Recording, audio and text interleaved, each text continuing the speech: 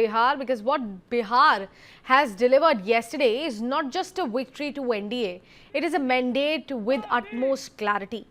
The voters have handed the Modi, Nitish or the Nemo NDA a sweeping endorsement, an endorsement that cuts across the caste lines, social blocks, gender divides and political fatigue. This is a mandate that rewards governance, rejects uncertainty and signals that voters are still backing the model of stability plus delivery. And behind this emphatic win are 11 clear factors, 11 reasons that explain why the NDA not only held its ground but also expanded it dramatically. Let me break it down for you. Let's speak about factor number 1. At the top of the list is the powerful Modi-Nitish combination. The national appeal of Prime Minister Narendra Modi fused seamlessly with Nitish Kumar's local credibility, creating a stability and delivery narrative that voters trusted over everything else in the state of Bihar. Now let's speak about factor number 2. The NDA ran its coalition like a disciplined machinery, smart seat sharing, minimal infighting, district level coordination, and partners who added real value. In a state like Bihar, coalition management is half the battle. Now comes factor number 3. It revolves around the memories of Lalu era's Jungle Raj, and they remain deeply embedded. The memories are still very fresh in the mind of people of Bihar. The NDA successfully tapped into voter fear of lawlessness, especially after Tejasvi was projected as the chief minister's face, reviving a contrast that worked sharply in its favor.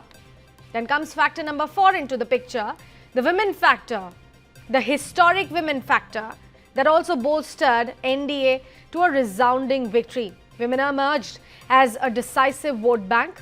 Welfare schemes, safety concerns and fears of slipping back into Jungle Raj translated into a clear, determined tilt towards the NDA, one of that even pollsters had underestimated.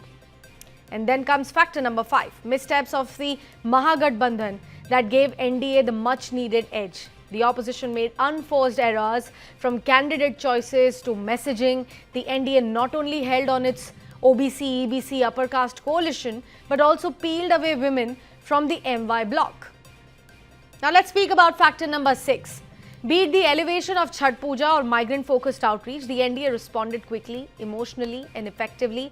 These cultural and logistical cues struck a chord where political messaging alone may not have done it.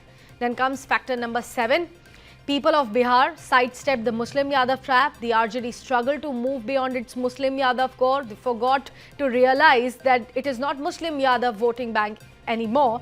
It is about Mahila and Yuva this time around. An aggressive tone from Yadav leaders alienated EBCs and the party failed to attract women and in fact new voters, the young voters, turning its strength into a limitation. Now factor number 8.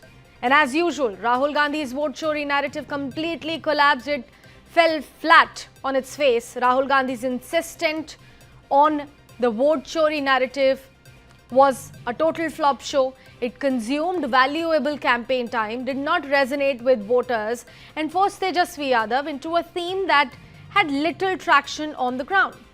Then comes factor number 9. Tejasvi Yadav, despite high expectations, could not fully break from the baggage of his party's past corruption charges, thin ground engagement and over-promising dented credibility. At the time, voters were seeking assurance and not experiments. Factor number 10 comes into the picture. It is the caste politics fatigue. The old forward versus backward frame simply did not work this time. With both Modi and Nitish carrying OBC credentials and the government backing caste surveys, the opposition's caste polarization attempt did not find much bias.